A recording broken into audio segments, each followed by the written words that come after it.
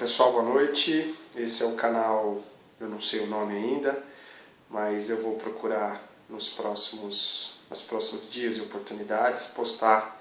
algumas mensagens daquilo que Deus tem colocado no meu coração, que eu acredito que possa edificar a sua vida. Hoje eu quero falar a respeito do bom conselho, da repreensão franca. Eu vou ler o texto que está aqui em Provérbios capítulo de número 27, o versículo é o de número 5, que diz: melhor é a repreensão franca do que o amor encoberto. Nos dias de hoje nós vivemos numa sociedade em que as ideias, em que os relacionamentos, eles são de certa forma superficiais. As pessoas não têm muito tempo para conversarem e falarem francamente umas com as outras, e prova disso é a interatividade que a gente tem em relação às redes sociais, que fazem com que os contatos sejam muito constantes, muito rápidos, mas de certa forma a gente perde profundidade, a gente perde uma questão bastante importante, que eu acredito, que eu valorizo, que é você poder se assentar, conversar de forma franca e aberta com pessoas do nosso convívio, pessoas com que nós amamos. Falando a respeito desse texto que nós acabamos de ler, muitas das vezes nós observamos algumas pessoas que estão à nossa volta, pessoas que nós amamos, em algumas situações em que nós temos praticamente certeza, ou pela experiência que temos, ou por sermos comunicados por Deus, que aquilo que aquela pessoa está vivendo é um caminho errado, e por um assim chamado encoberto amor, quer dizer, sem a intenção de machucar a pessoa, para não machucá-la, para não feri-la, geralmente relacionado a alguém que está namorando, está assim, pleiteando um casamento,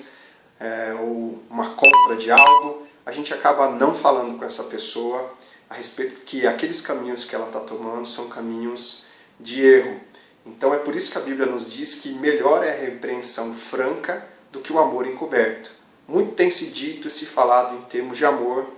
disse aos montes pelas redes sociais que um ama os outros. Eu estou batendo bastante nessa tecla de rede social, porque além dela ser importante, eu acredito que ela seja importante, porque ela nos mantém em contato, mas ela não pode tirar-nos o principal, que é a proximidade, que é essa questão relacionada ao olho no olho, ao passar um café para trazer a pessoa mais perto, chamar para uma mesa de comunhão, de alimento, e aí você então expor as situações da vida, conversar. Então, quer dizer, muitas das vezes por conta desse amor a gente acaba se furtando de chamar o outro para conversar, ele dizer aquilo que Deus tem comunicado no nosso coração. Mas eu estou aqui para dizer para que você não faça isso. Eu lembro-me de uma passagem bíblica relatada no livro de Esther, em que o seu tio Mordecai, orientado por Deus e tendo chegado aos seus ouvidos que o povo de Israel seria dizimado pelo rei Assuero, por aquela nação em que eles se encontravam cativos, ele chega até a pequena Esther, até sua sobrinha, e diz para ela, numa repreensão franca, de que se ela não se levantasse como um canal de Deus para que pudesse abençoar a vida do povo, ir até a presença do rei e pedir a este rei misericórdia, que Deus providenciaria uma outra pessoa. Deus levantaria, mas não deixaria o povo sofrer. Então, debaixo dessa palavra de Mordecai, Esther cai em si de que ela não estava ali simplesmente como uma princesa para ser adornada e para ser ali adorada pelas pessoas, mas que ela tinha um propósito de Deus. E você que está ouvindo essa mensagem, saiba que você tem um propósito de Deus na sua vida para comunicar a outros. Então seja usado por Deus dentro dessa ousadia que o Senhor concede para você pelo Espírito Santo, para que você chegue nessa pessoa que você ama, que você está vendo que está num caminho de dificuldade, e lance sobre ele uma palavra de repreensão franca, para que ele seja despertado por Deus. E assim como a pequena Esther foi despertada, e aí o texto bíblico diz que